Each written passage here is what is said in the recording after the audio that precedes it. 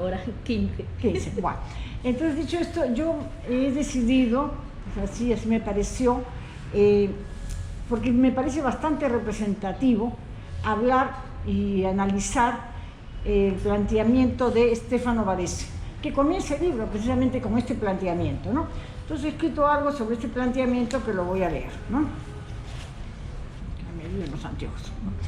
Varese comienza el libro recordando la firma del convenio 169 de la OIT, ratificado por casi todos los países miembros de las Naciones Unidas, a excepción de Estados Unidos, Australia, Nueva Zelanda y Canadá. Si todo lo demás lo reconocieron, este tratado, este convenio, menos estos, ¿no? Este convenio fue ratificado por Perú, aunque en la práctica ha sido casi nula su aplicación. Caso concreto de su faltamiento o incumplimiento lo tenemos en la matanza de Bagua durante el periodo correspondiente a la presidencia de García Pérez. A finales de los años 60 y durante el periodo presidencial de Fernando Belaúnde Terry se produjo el bombardeo aéreo contra el pueblo Mayuruna Mates de la selva peruana. Belaúnde no estuvo solo, él fue ayudado por el Comando Sur de Estados Unidos ubicado en Panamá y contó con la colaboración técnica de la International Petroleum Company, que abasteció a la Fuerza Aérea Peruana con las temibles bombas incendiarias utilizadas anteriormente en la Guerra de Vietnam. Desde el genocidio cometido por la invasión española, se nos ha tratado de imponer la superioridad occidental desde el punto de vista de la ciencia, técnica y la moral, asegurando que esta ideología trae éxitos a las sociedades. Se nos habla de una superioridad cultural y biótica. Confieso que he tenido que acudir al desemburrador para entender el significado de la expresión superioridad biótica, y he sacado como conclusión que se nos ha querido hacer creer que los occidentales tienen mayores capacidades para lograr la interacción entre los organismos vivos, la flora y la fauna, que forman parte del ecosistema. Permítame hacer una observación al respecto. Cierto es que existe la llamada jerga profesional, entendida generalmente solo por los iniciados. Posiblemente ellos no tienen que acudir a un desemburrador para entender la lectura, pero al común le quedan dos opciones: prenderse el diccionario o abandonar el libro. Pregunto, ¿se escribe para regodearse con palabrejas que solo unos cuantos entienden o para comunicar ideas y pensamientos al común de la gente? La respuesta la tienen ustedes. Varese con certeza afirma que el racismo subsiste en nuestro país. El presidente García Pérez, sobre pretexto de alcanzar la modernidad cultural y sacar del atraso a las comunidades, promulgó una serie de decretos que le permitieron crear mejores condiciones para la aplicación de los tratados de libre comercio entre el Perú y Estados Unidos. Llaman nuestra atención el decreto que exime de responsabilidad y de juicios a los policías que maten o hieran civiles durante el ejercicio de sus funciones o los detengan sin mandato judicial. Las poblaciones originarias que responden ideológicamente a principios de su etnia han sido consideradas primitivas y se las ha clasificado como inferiores e irracionales, debido a que no se manejan dentro de la lógica occidental que para los eurocentristas es la única válida. En concreto, deben desaparecer y solo sirven para ser estudiadas e incorporadas en los archivos de la historia.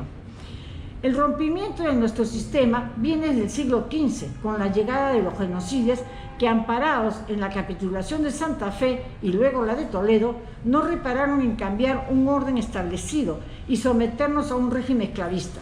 Para ellos, fuimos un batallón de mano de obra impaga que debía destruir la tierra para que ellos lograran apoderarse de las riquezas del suelo y del subsuelo. Se denigró, apresó y liquidó físicamente a nuestros guaris, quechuas, huancas, tallanes, moches, chimos, uros, lupacas y otras etnias. Varese prosigue relatando que los pobladores fueron obligados a cambiar el sistema agrario y a asumir el de mineros, que permitió al Imperio Español llevar a sus arcas el oro, la plata y el azogue. No contentos con ellos, se les esclavizó, amarrándolos a los telares para que de sol a sol produjeran en los obrajes y obrajillos la tela de bayeta que obligaban a comprar a la población de los estratos socioeconómicos bajos. Igualmente se les obligó a trabajar la tierra sin pago y consideración alguna. La república inicial y la moderna solo han cambiado la forma externa del trato a nuestros pobladores originarios. Podemos decir a ciencia cierta que el Estado peruano aplicó el terrorismo. Prueba de ellos son los desaparecidos, heridos y cadáveres encontrados. Muchos se vieron en la necesidad de desplazarse, migrar o refugiarse. Varese reafirma: el macabro ejercicio de la democracia neoliberal peruana incluye las conocidas tecnologías del terrorismo de Estado, fosas comunes, desaparecidos, detenciones sin derecho a defensa y la innovadora práctica de lanzar cadáveres de las víctimas indígenas desde los helicópteros a los ríos Utubamba y Marañón. El autor involucra en su estudio al cosmos y su relación con la tierra y el hombre. Cierto es que para algunos, entre los que me incluyo, la vida llega del cosmos o del Hawapacha, es decir, el mundo que existe pero no se ve, o en otras palabras, el universo. Varese, con razón, plantea la ligación entre la tierra, el hombre y el universo. Por cierto, el cosmos es el todo y la tierra que habitamos, el Caipacha, es parte de él, al igual que el hombre y los otros seres. Para Varese, la sinrazón de la teología judeo-cristiana, el despotismo ilustrado y las diferentes corrientes surgidas en defensa del capitalismo nos han apartado del cosmos, situándonos a espaldas de él, intentando desligarnos totalmente.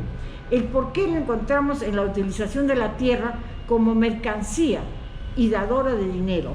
El capital solicita la explotación de la tierra, hay que sustraer la riqueza sin importar la destrucción del ecosistema. Los pueblos originarios, mal llamados indígenas, se consideran elementos de energía y como tal optan por ser guardianes de la energía que cubre la naturaleza porque ella mantiene la vida. La relación es lógica del cosmos. Llega la energía que habita la naturaleza y permite la vida de todos los seres. Es necesario salvaguardar la tierra a fin de mantener la sobrevivencia y el equilibrio. Varese continúa manifestando que existe una estrecha relación entre la cultura, la naturaleza y sus recursos con el hombre y otros seres como parte del cosmos. Lamentablemente, el sistema impuesto intenta romper esta armonía y por ello arrasan con supuestas inversiones los campos en los que habitan los pobladores originarios. No se respeta ni se permite la autonomía intelectual, ni la soberanía ni independencia cultural de nuestros pueblos. Todos debemos estar sometidos a los designios del capital y sus operadores transnacionales. Existe, dice Varese, una relación irreconciliable entre la ideología occidental y la andina. Occidente, desde la Revolución Industrial, considera todo lo que existe en la naturaleza como mercancía que tiene un precio y puede ser comprada o vendida de acuerdo a las leyes del mercado. El Ande pregona que todo lo que existe en la naturaleza es parte del cosmos y de la energía llamada por algunos Kamaken, y es necesario conservarla para continuación de la vida en el planeta. Por tanto, hay que cuidarla y reverenciarla. Los economistas deben mantenerse como parte de la supervivencia del planeta y los elementos que la habitan. Perdón, los ecosistemas, dije economistas, ¿no? Los ecosistemas. El desplazamiento de los sayus hacia las llamadas reducciones de indios se produce en el siglo XVI debido a las ordenanzas del virrey Francisco Álvarez de Toledo.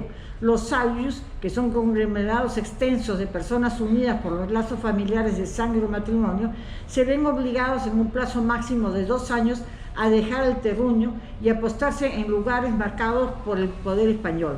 Esta migración forzada atenta contra la territorialidad indígena como campo de encuentro de la cultura y la naturaleza. Se trata pues de desideologizar al poblador y a la vez desarraigarlo de su paisaje, que es parte de su ser. Muchos se refugiaron en zonas amazónicas y se les llamó tribus, cevícolas, chunchos o salvajes. Ello solo demuestra el nivel de resistencia que desde la colonia los pobladores originarios han venido ejerciendo en defensa de su soberanía étnica, entendida y practicada como un ejercicio de autoridad y dominio sobre su vida intelectual, cultural y espiritual. Por último, el autor hace especial hincapié en el criterio de la diversidad, reciprocidad y complementariedad, que deriva dando a las cosas un valor de uso, que deriva en una economía de uso, opuesta a la economía basada en el valor de cambio, traída por los colonizadores, que da origen a una economía de la ganancia y la plusvalía. En cuanto a la coexistencia actual de estos valores económicos, Varese dice que actualmente coexisten, tratando de mantener un equilibrio, dando lugar a una economía de subsistencia, caracterizada por satisfacer las necesidades básicas y el resto de la producción, si es que ésta existe, entran al circuito de intercambio comercial. La priorización de la economía de subsistencia con sus reglas de reciprocidad, complementaria, diversidad, ha dado origen a una ética que considera el derecho que tienen los pobladores de la comunidad a la subsistencia. Este componente está ausente en la conducta de la comunidad económica capitalista, que solo se interesa por las leyes del mercado sin importar la condición del ser humano y sus derechos. Esta es una interpretación que yo he hecho del artículo de Varese, ¿no? Porque creo que de alguna manera todos los demás artículos están basados.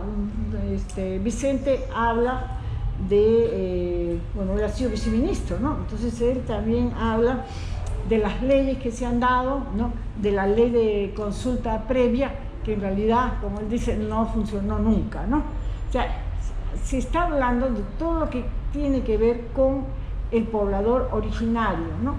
Se utilizan términos que a mí no me gustan mucho, como el de indígena, porque creo que el término indígena no es un término adecuado, es un término puesto por Europa, porque nosotros éramos aymaras, quechuas, lupacas, en fin, teníamos una etnia, una procedencia y teníamos un nivel de identidad. Bueno, acá ellos utilizan la palabra indígena, Varese lo utiliza muchísimo, y yo he respetado lo que él dice, ¿no? Aunque personalmente no estoy de acuerdo, pero bueno, podemos discrepar, ¿no? No hay problema en una discrepancia, en una discusión, en un intercambio de opiniones, ¿no? Para eso se estudia, para eso son estos libros, ¿no? Que son muy buenos, que hay que leerlos, porque ellos nos van a ayudar siempre a intercambiar ideas y a enriquecernos nosotros. Bueno, muchas gracias. Hasta luego.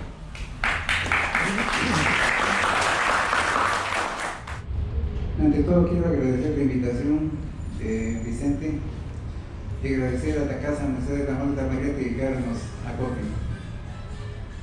El libro que estamos presentando, Estado Pluricultural,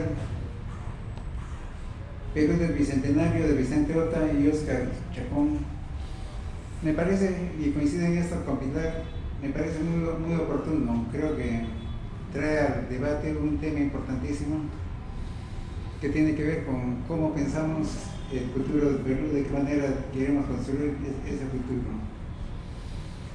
El libro está compuesto básicamente de un conjunto de ensayos en torno a la interculturalidad, la multiculturalidad, la diversidad, ensayos de personas tan destacadas como Estefano Varese, que se incluye un ensayo suyo que me parece muy valioso para reflexionar sobre la construcción de las subjetividades en los Andes y las especificidades de la manera de ver el mundo, de concebir la realidad, que él encuentra que es fundamental para pensar cualquier aproximación, cualquier intento de construcción conjunta. Hay trabajos, Alberto Sherif también, un ensayo muy interesante sobre la gastronomía creada en los grupos amazónicos en torno al uso de la yuca venenosa y aproximaciones desde la filosofía. Y diría que en lo que coincide en el conjunto de ensayos, bueno, y lo fundamental del libro, unos textos de Vicente que entran al debate político sobre la propuesta del Estado plurinacional y la manera, los problemas que hay que afrontar para construirlo.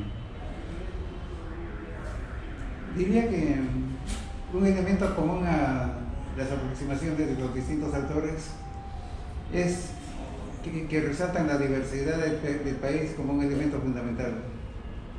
Y coincido completamente, creo que es clave para cualquier propuesta que se piense, partir de la diversidad de los Andes.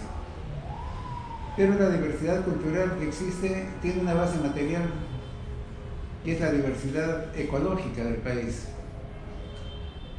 De acuerdo a los especialistas,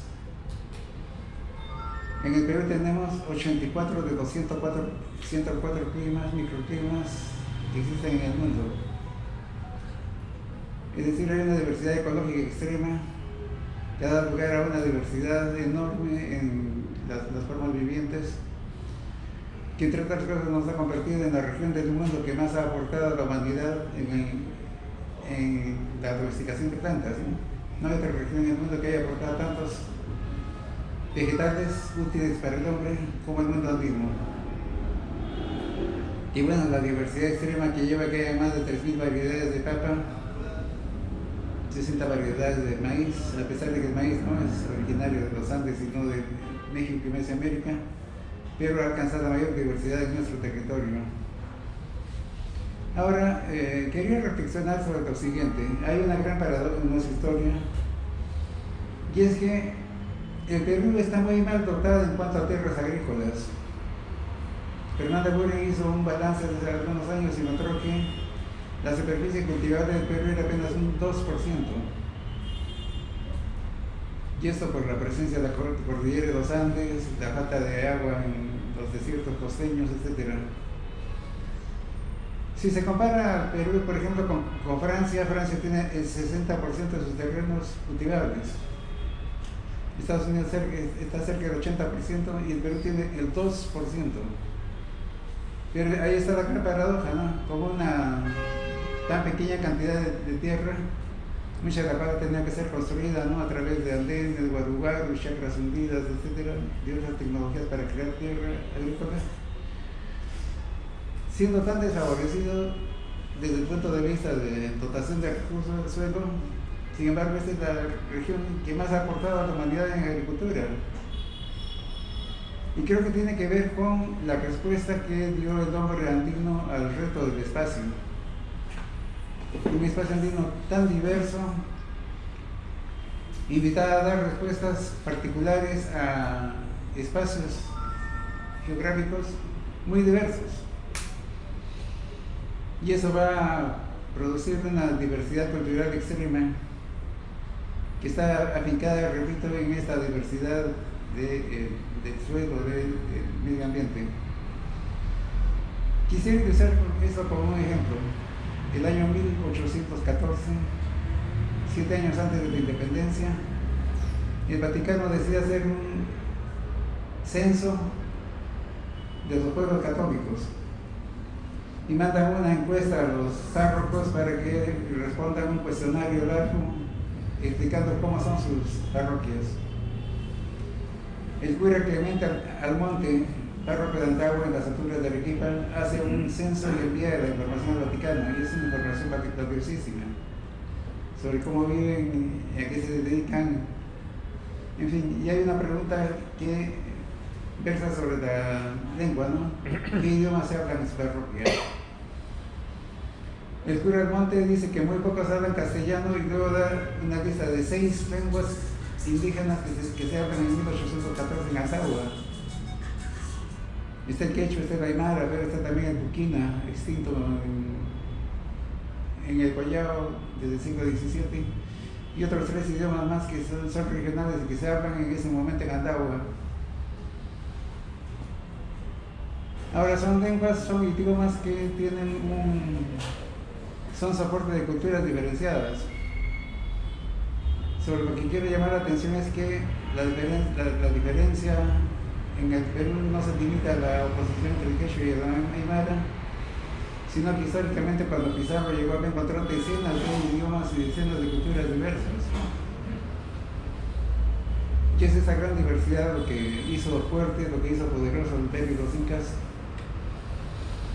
Y uno de los grandes problemas de la conquista y la colonización es que se entró una política marcada por las necesidades del capitalismo, y especialmente el capitalismo industrial, de homogeneización de todo.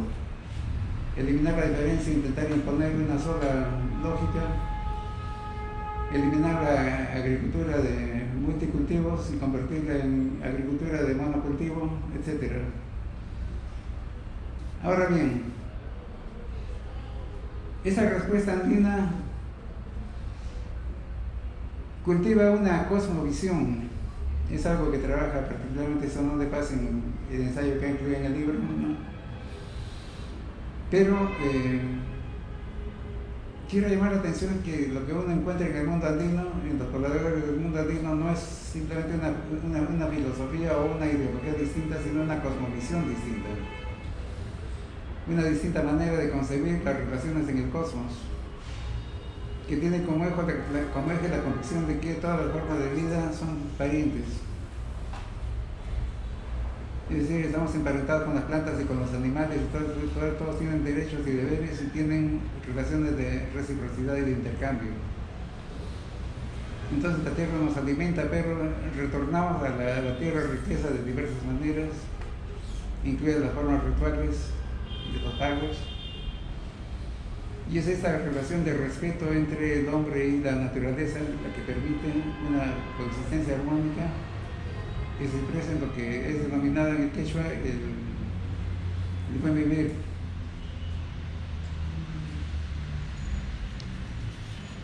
El buen vivir sema causai, que es una manera de pensar la realidad y pensar nuestra condición como humanos en armonía con la naturaleza. El buen vivir es la vida en armonía, esta relación de respeto, de confraternidad, de intercambio entre el hombre y las demás especies, que está pues en la vereda opuesta de la lógica occidental, en que el hombre es el dueño de todo, es el amo y señor, consagrado en la Biblia, con la idea de que puede disponer libremente de lo que le brinda la naturaleza, y que ha llevado dentro de la lógica capitalista y particularmente con el neoliberalismo a una política de depredación de la naturaleza, con consecuencias tan graves como el calentamiento global y la amenaza a la persistencia de la vida en la Tierra que estamos enfrentando. Ahora bien,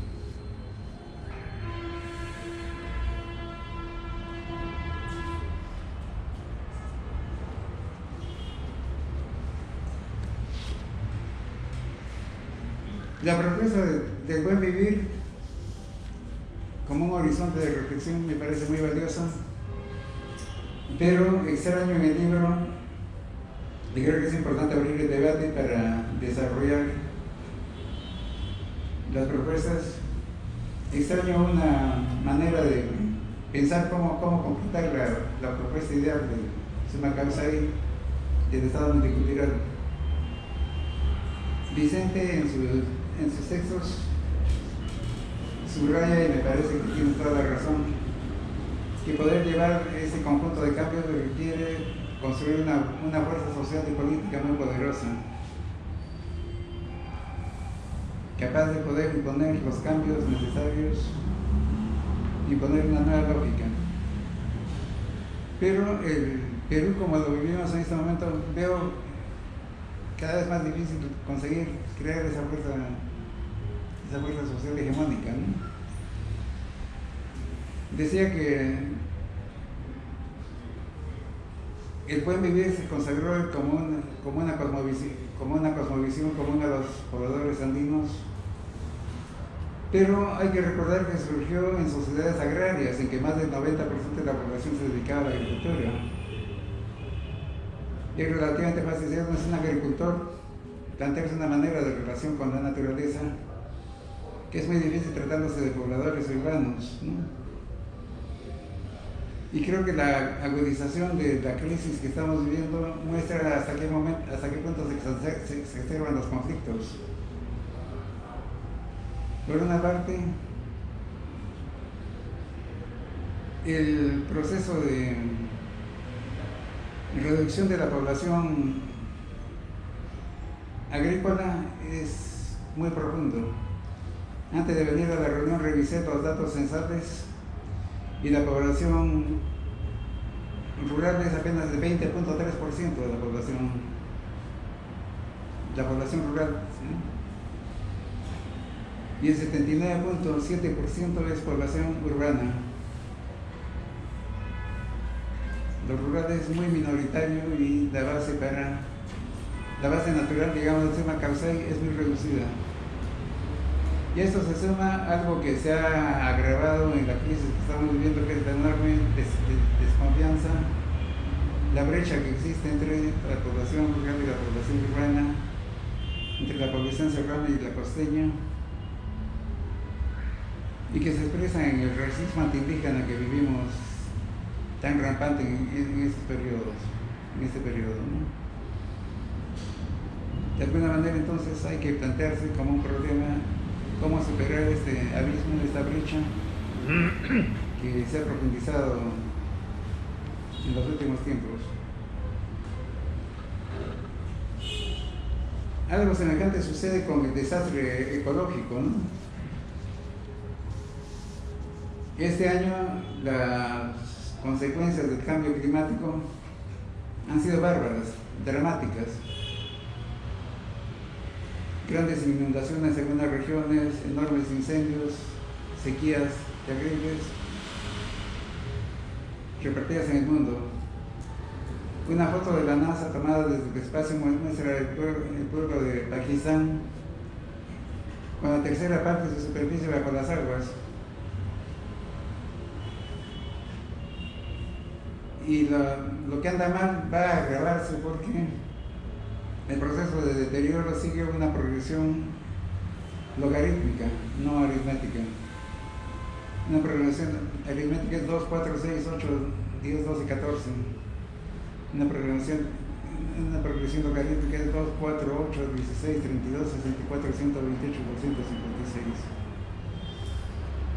Lo que quiero decir es que en cada nueva campaña agrícola, en cada año, las consecuencias van a ser peores.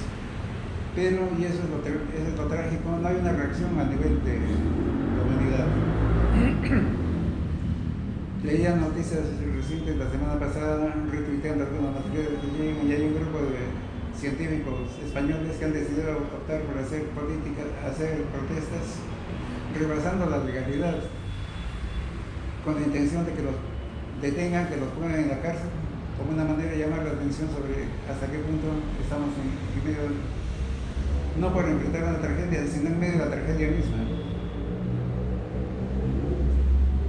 Entonces, la posibilidad de un Estado pluricultural creo que tiene que dialogar con lo que está pasando a nivel mundial y de qué manera se construyen correlaciones que permitan encarar problemas que no son solo nacionales, sino que atañen a toda la humanidad.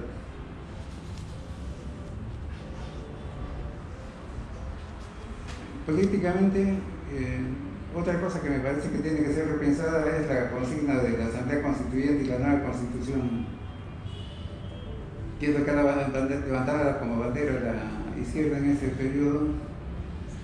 Pero una nueva Constitución solo es posible, solo es favorable si hay una correlación de fuerzas favorable. Lo que quiere decir que ir a una nueva Constitución en este momento, previsiblemente, desde mi punto de vista, no daría una constitución de derecha, porque la correlación social en este momento favorece a la derecha, no a la izquierda. Recuerdo que las últimas elecciones, las elecciones regionales y municipales han sido un desastre para la izquierda, pero el libre que llegó al gobierno a Pedro Castillo, en Cusco, el bastión de Guido Bellido, obtuvo 8% en la votación para el gobierno regional y 3% en el gobierno provincial, municipal. En Junín, el supuesto bastión de Cerrón, de Vladimir Cerrón,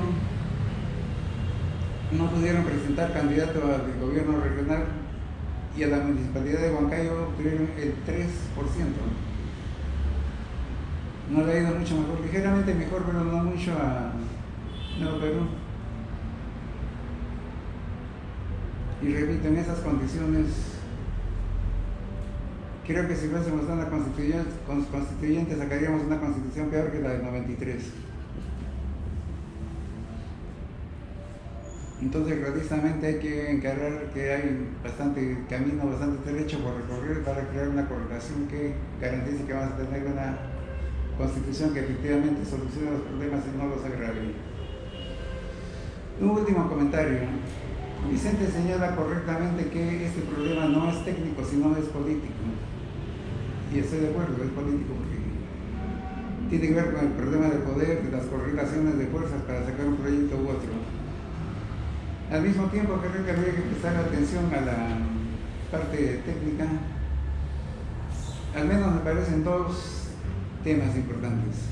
Uno, la agricultura. Una propuesta que se levanta a lo largo del libro es la de convertir al Perú en una potencia agrícola, no centrarse en la exportación de minerales, sino en la exportación de productos agrícolas. Sabemos que actualmente el Perú es importador neto de alimentos. Y eso no es accidental, ¿no? El problema es que si vemos cómo está organizada la agricultura, Estados Unidos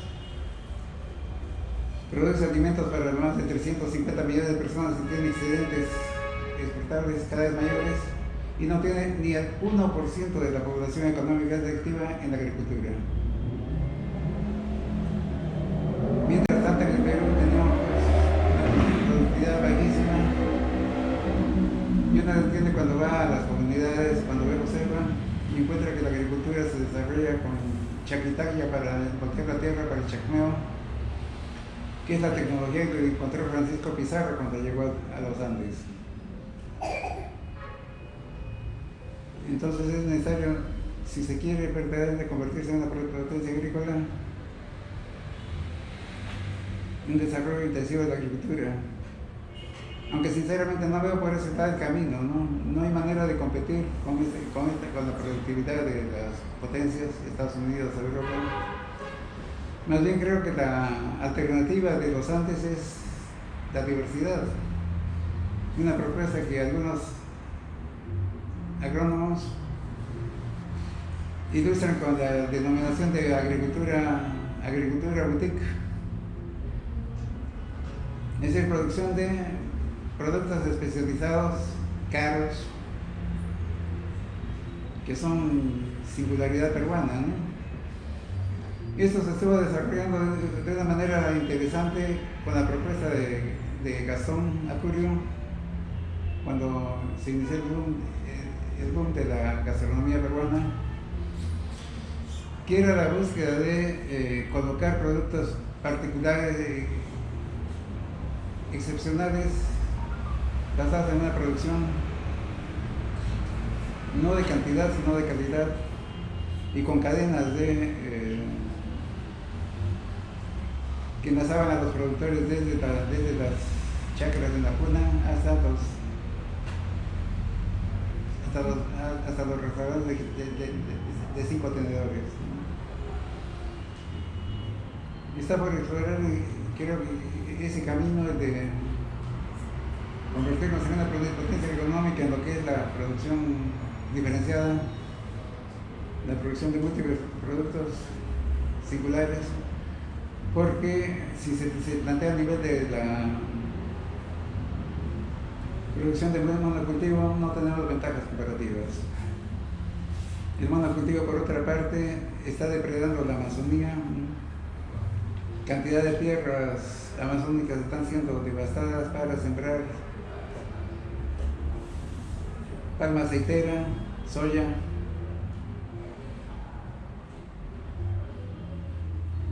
Sería importante revisar, por otra parte, la propuesta agroexportadora sobre productos especializados, como fue el boom de la alcachofa del Valle de Mantaro hace unos años, y lo que es el boom de la producción de arándanos, en que aparentemente este año nos convertimos en los primeros exportadores de este producto en el mercado mundial. En fin, la idea es que creo que tiene que explorarse desde el punto de vista técnico las alternativas agrícolas. Y por último, creo que sería importante incorporar una reflexión sobre las nuevas tecnologías de la información y la comunicación que están ahí, que nos van a afectar de todas maneras, hagamos o no hagamos. Nos están afectando. que se ponen una serie de riesgos, pero también se ponen una serie de posibilidades. Y creo que sería posible plantearse la reflexión de qué manera estas nuevas tecnologías pueden ayudar a la construcción de esta propuesta que potencia la diversidad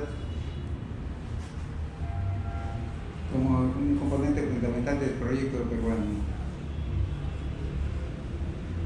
Nuevamente felicito a Vicente por su trabajo y creo que tenemos bastante trabajo que hacer para aterrizar la propuesta en temas concretos que van a requerir bastante trabajo de investigación. Muchas gracias.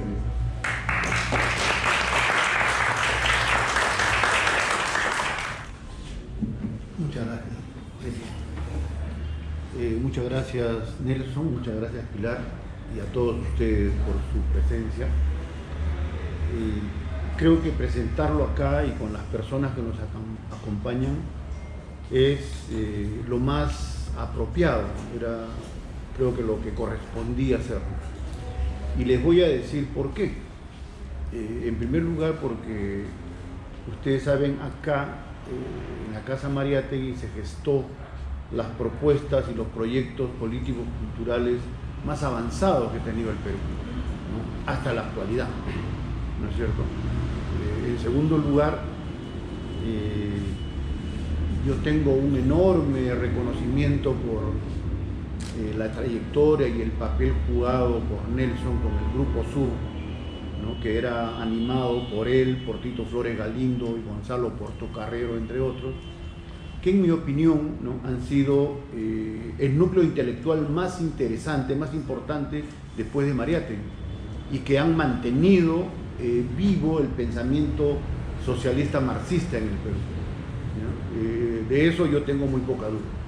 Y por el otro lado, por el lado de la cultura, de lo audiovisual, creo que ese papel que ha jugado Federico García con Pilar, ¿no? En mantener, en reivindicar un cine peruano, un cine nacional de lo más auténtico, creo que son fuerzas que han contribuido, ¿no? A que mantengamos o que desarrollemos algo, ¿no? De lo más valioso de nuestro país, ¿no? Entonces, por todas esas razones, yo me siento particularmente ¿no? Reconfortado por esta presentación. Ahora, sobre lo dicho, tanto en los comentarios como en las preocupaciones presentes en el libro, lamentablemente hay temas que no voy a poder responder adecuadamente con el tiempo suficiente, ¿no? Porque se han planteado varios temas que son centrales. Pero yo quiero decir, sí darle el sentido de continuidad. Cuando yo he hablado de la pertinencia de esta presentación acá, lo he dicho pensando en dos cosas, ¿no? En lo que ya he mencionado del aporte, del rol de Mariátegui en la construcción de un proyecto de país y de sociedad para nosotros, y también lo he dicho pensando en que hay una continuidad esencial con Arguedas, ¿no? Y para mí, los planteamientos programáticos de Mariátegui del 28, cuando funda el Partido Socialista, son los que van a ser, ¿no? Actualizados por Arguedas en la propuesta del país de toda la sangre. En la propuesta que hay acá de Estado pluricultural, en mi idea, en la idea que subyace ahí a este proyecto, es la expresión política del país de toda la sangre. Porque un país de toda la sangre es un Estado pluricultural. No hay otra manera de construir un país diferente. Por supuesto que eso pasa por una serie de problemas que algunas las ha mencionado Nelson, pero son problemas que hay que resolverlos en la lucha política. Ahora, efectivamente la parte táctica inmediata no podemos discutirla ahora porque quiero enfatizar otras cosas. Me refiero a la correlación de fuerzas. Efectivamente ahora ir a una constituyente sería una cosa inoportuna, fuera de lugar, y lo ha argumentado de manera más contundente con las cifras que ha habido en las últimas elecciones. pero uno puede decir claramente que esa es la consecuencia, ¿no?, de los hierros y las torpezas y la incompetencia política de lo que ha pasado después de las elecciones, ¿no es cierto? Porque las elecciones regionales, las que se acaban de realizar, era el momento decisivo en la correlación de fuerzas, ¿no? Porque si hubiera habido una gestión política eficiente, honesta, ¿no es cierto?, claramente vinculado a la organización popular, las elecciones subnacionales hubieran sido una derrota, 15 gobiernos regionales a favor del proyecto popular en curso, ¿no es cierto? Y eso cambiaba todo el panorama del país. Entonces lo que se ha recibido en octubre es simplemente las consecuencias de lo que hay en este gobierno. Así que por ese lado yo sinceramente he tenido dudas, y ahora no tengo dudas, estoy absolutamente seguro que una cosa es este gobierno y otra cosa es la izquierda socialista, ¿no? El grave error de lo que queda de la izquierda es que sigue confundiendo a un gobierno o a una fuerza populista, ¿no es cierto?, con popular, ¿no? Y algunos elementos críticos que ha tenido frente al sistema, ¿no?, como si fuera un proyecto de izquierda socialista, y no hay nada que ver. Entonces el sentido de la propiedad de las propuestas y de los procesos se ha perdido, como se ha perdido la ubicación, ¿no?, la pertinencia, ¿no?, del lugar de la enunciación. ¿Desde qué lugar habla la izquierda? ¿Desde qué izquierda? ¿Desde el progresismo? ¿No? ¿Desde una izquierda socialdemócrata simplemente electoral? ¿O se habla desde una izquierda marxista socialista? Esa es la diferencia. Entonces acá todo se ha convertido, ¿no?, en una mazamorra. Entonces todo es izquierda, o sea, el menor signo de, ¿no?, de resistencia o de insubordinación o de antisistémico, eso es izquierda. Entonces, ese es el problema, ¿no? Se han perdido las identidades y las fronteras ideológicas y políticas, ¿no? Eso es para hablar de la coyuntura y de lo inmediato, pero vamos a lo que me parece más urgente y más importante en lo de la propuesta de Estado pluricultural. En mi percepción, lo que está en discusión en el país, en disputa en el país, es un proyecto de país, es una propuesta de país. Que miren ustedes, ¿no?, se termina el último proyecto de país real, serio, es el de Velasco, que aparece en la Constitución del 79. Después de eso, ¿qué proyecto de país, qué proyecto político de país está en curso? No hay, ¿no es cierto? Porque lo de Fujimori fue simplemente la adaptación a las necesidades en ese momento del consenso de Washington, ¿no?, y de las políticas generales de aplicación vía el Banco Mundial y vía los Ministerios de Economía, como fue en el Perú. No hay ningún proyecto de paz ahí, ni siquiera como proyecto de país neoliberal, orgánico, pensado desde el Perú. No, son recetas generales que se han aplicado aquí, ¿no?, como la hemos conocido, como los conocemos. Eso es en primer lugar. De lo que yo he conocido en los procesos políticos últimos, quién sabe, el más cercano a un proyecto político, yo diría es el que se formuló con Ollanta Humala el 2006 y que luego estuvo vigente hasta la primera parte de la campaña del 2011, que era el proyecto de la gran transformación, ¿no? Y realmente era un buen proyecto, ¿no? Era un buen proyecto. Era un proyecto de país que trataba de retomar y actualizar, ¿no?, lo del 79, dándole un carácter mucho más democrático y más cercano al socialismo. Eso ya no existe. Entonces, la discusión ahora, ¿ya?, es qué proyecto de país queremos organizar, queremos implementar.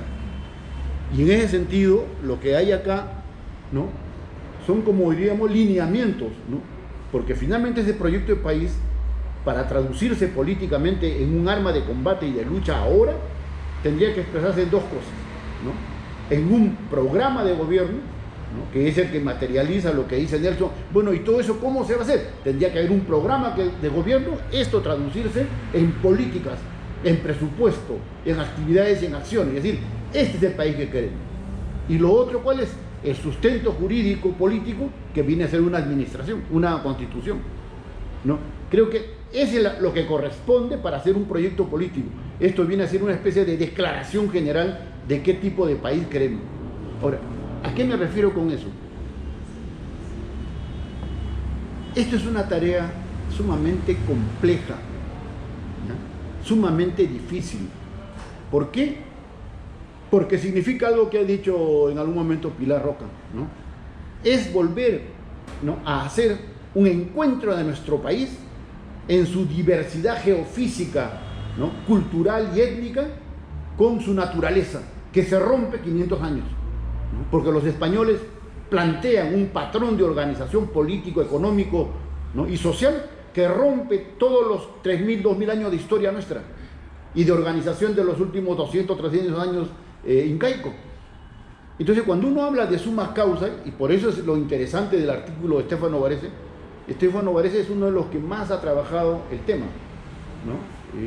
Ustedes recuerdan, él fue el principal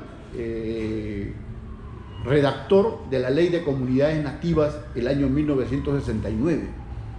O sea, en el mundo y en América Latina hay pocos que conocen, ¿no?, en los pueblos indígenas el problema, ¿no?, de nuestros pueblos como Varese, ¿no? Y lo más meritorio es que no ha abandonado ese compromiso y esa relación con los pueblos indígenas.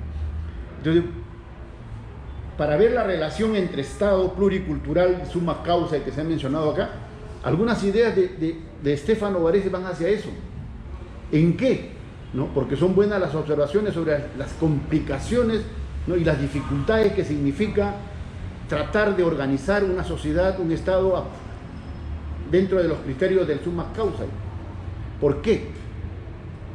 Y por eso es interesante lo de Varese, porque al final estas ideas no están claras, ni siquiera en experiencias desarrolladas como la de Bolivia o la de Ecuador, ¿no? No suficientemente, en todo caso, o no suficientemente compartida, porque el debate ontológico, ¿no?, el debate de fondo de la cuestión del summa causa, del agin causa, ¿cuál es? El pensamiento, ¿no es cierto?, originario de los pueblos indígenas. O sea, todo ese pensamiento, ¿no?, que no ha desaparecido, y que la no incursión o la no dominación del pensamiento racionalista ¿no?, del mundo capitalista, de la sociedad industrial, no lo ha eliminado. ¿A qué me estoy refiriendo? A que los pueblos indígenas no separan al hombre de la naturaleza, ¿no es cierto? No hay mundos separados y aislados.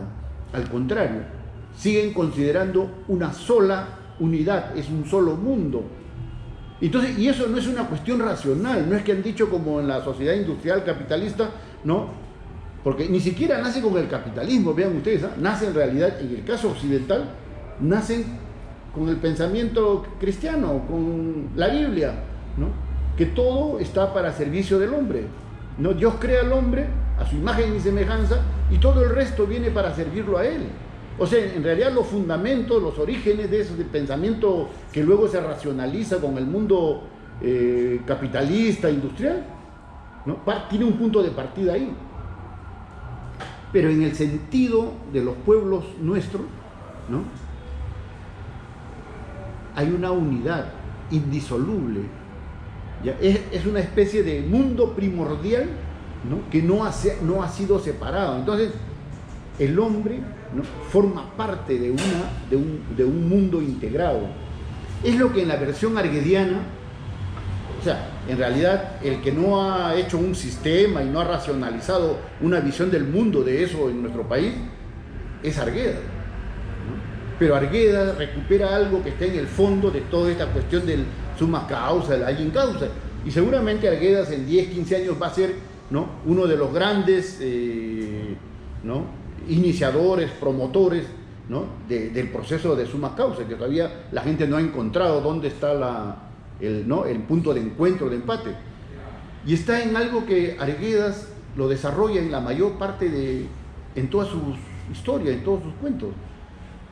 Cómo cambia su vida, ¿no es cierto?, cuando se relaciona con la naturaleza, cuando vuelve al campo, ¿no?, cuando ve a las plantas, ¿no?, cuando se echa junto a un chancho para rascarle el cuerpo, ¿no?, y nota y va interactuando con él los cambios del estado de ánimo del animal, ¿no? O cuando, desde el punto de vista nuestro racional, es una cosa media rara, medio loquito, una cosa así, ¿no? Cuando él narra en Arequipa, como luego en Santiago, que se abraza al árbol. Está caminando y se abraza al árbol, ¿no? Y se comunica con el árbol, ¿no? La savia que se mueve dentro del árbol, él dice que le está diciendo cosas, que le está contando. Él está hablando de una comunicación, ¿no?, de él con la naturaleza, que no se ha roto con los animales. Yo diría que él viene a desarrollar o a vivir algo que es fundamental en el Ayin Kawsay. No me dicho que es su sentido ontológico. ¿Cuál es? Es la fraternidad cósmica, pues. ¿Se dan cuenta? O sea, el Ayin Kawsay no viene a ser sino otra cosa que la práctica de un mundo de armonía. Un mundo de armonía que, a diferencia de lo que postulamos programáticamente en política, decimos la justicia social, ¿no es cierto?, la equidad y la igualdad. Esta propuesta trasciende más allá.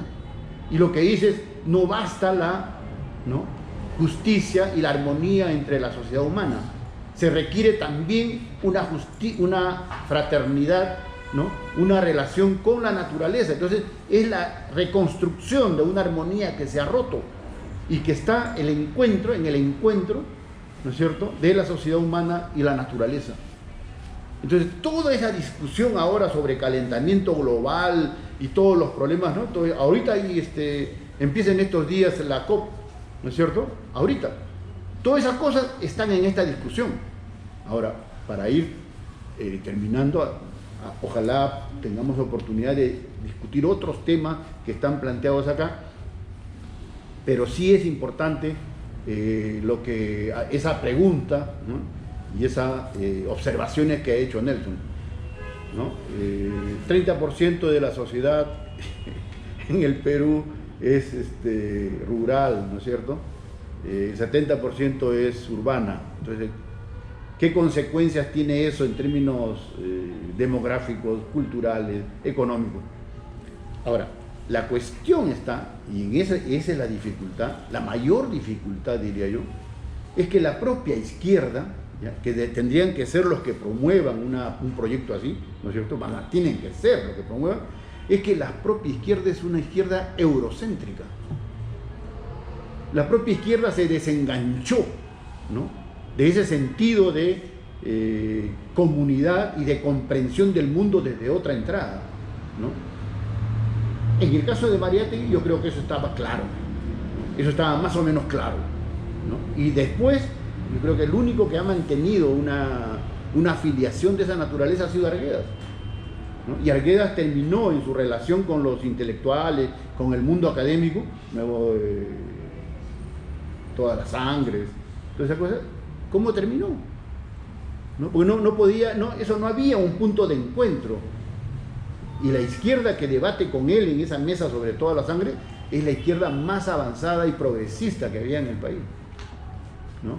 La mesa la preside Valcárcel, ¿no? Y por eso que Arguedas va a un diálogo con mucha expectativa. Decía que acá esta gente va a entender, ¿no?, toda la sangre, todo.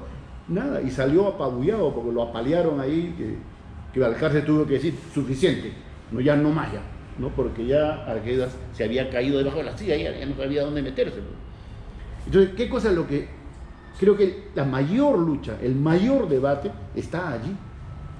O sea, cómo hacer que esta izquierda eurocéntrica, ¿no?, o sea, desarraigada, no pueda recuperar una visión desde nuestras culturas más hondas, más profundas, y reelaborar un proyecto de país. En realidad, el material que nosotros hemos traído esta noche a compartir con ustedes, con Pilar, con Nelson, es el inicio de un debate, es abrir un debate, ¿no?, porque sabemos que es muy difícil de entender eso.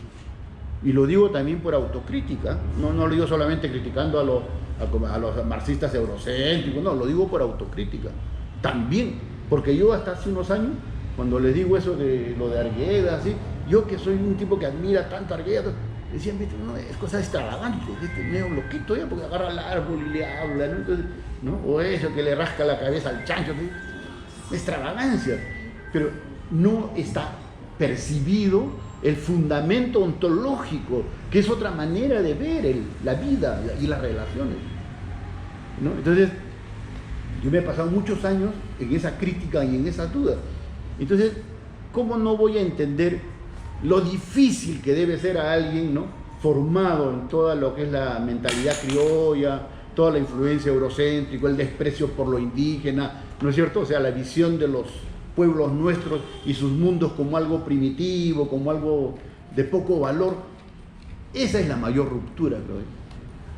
Esa es la mayor ruptura, o sea, una recomposición, una reconstrucción epistemológica, ¿no?, y de reinserción de los núcleos renovadores de los intelectuales con nuestro país, con su historia. Porque sin eso no podemos hacer el resto, ¿no? El resto es lo menos importante, lo menos complicado, es eso de que, ¿no?, ahí hay una mayoría, acá hay otra. Si tú no tienes un núcleo, ¿no?, que va a generar la corriente política, el proyecto político y la construcción de los, ¿no?, instrumentos de esa política y su influencia en el Estado y la movilización del Estado, ¿no?, en medio de una lucha ideológica y cultural que tiene que ser formidable, para no hablar de lucha política. Por eso ustedes entenderán lo que pueda pasar ahora con este gobierno es una cosa realmente... No, ¿qué fuerza tiene? No tiene ni claro el país ni a dónde ir. O sea, entonces, construir ese proyecto de país tiene, para empezar, ese problema. Y por eso, con esto quiero terminar, por eso es que es tan importante, ¿no?, revalorar a Mariátegui. No como todos los días ahí se pone, se hace, ¿no? Ni calco ni cópico y sigue por lo mismo, ¿no? ¿Cierto? O la revaloración de Arguedas, como la continuación de ese pensamiento socialista, pero como él dijo alguna vez, no mató lo mágico en mí. ¿Qué cosa no era lo mágico para él? Esto que estamos hablando, las plantas, los animales, no esas fiestas, el jaguar fiesta, cosas absurdas, para una mentalidad occidental racionalista. Para Arguedas eso era lo mágico, que era, ¿no?, lo más hondo, lo más profundo de nuestros pueblos, de nuestra cultura, ¿no? Y en tercer lugar, con esto termino, como digo, ese pensamiento estuvo también presente en las reflexiones del colectivo Sur, ¿no?, Casa por el Socialismo, ¿no?, con Tito Flores, con Nelson, con Gonzalo y los que participaron de esa corriente. O sea, sí hay, ¿no?, ha estado presente y sigue todavía presente esos elementos, pero ¿cómo se ordena eso? ¿Cómo se organiza eso? ¿Cómo se potencia eso para convertirlo en una corriente política y cultural, ¿no?, que sea capaz de llevar a cabo una empresa así tan grande, tan complicada, ¿no? Porque es como el sueño del Pongo de Arguedas, ¿no? Es voltear todo al revés. Entonces ese es el reto, efectivamente, que hay que asumir, ¿no? Pero hay una dimensión ética, pues, ¿no?, en el sentido de que ya corresponde al plano individual también, ¿no? Lo que tú tienes que hacer es lo que tú tienes que hacer, pues, ¿no es cierto? Y así la mayoría no acepta, no está en contra, está bien, pues, pero también hay una dimensión ética. Si tú crees que eso es lo que hay que hacer, eso tienes que hacerlo, ¿no? Ahora, esperemos que no sea solamente una dimensión ética, ¿no?, sino que entre, ¿no?, y se convierta, pase a convertirse en un proceso y en un proyecto político, ¿no? Gracias.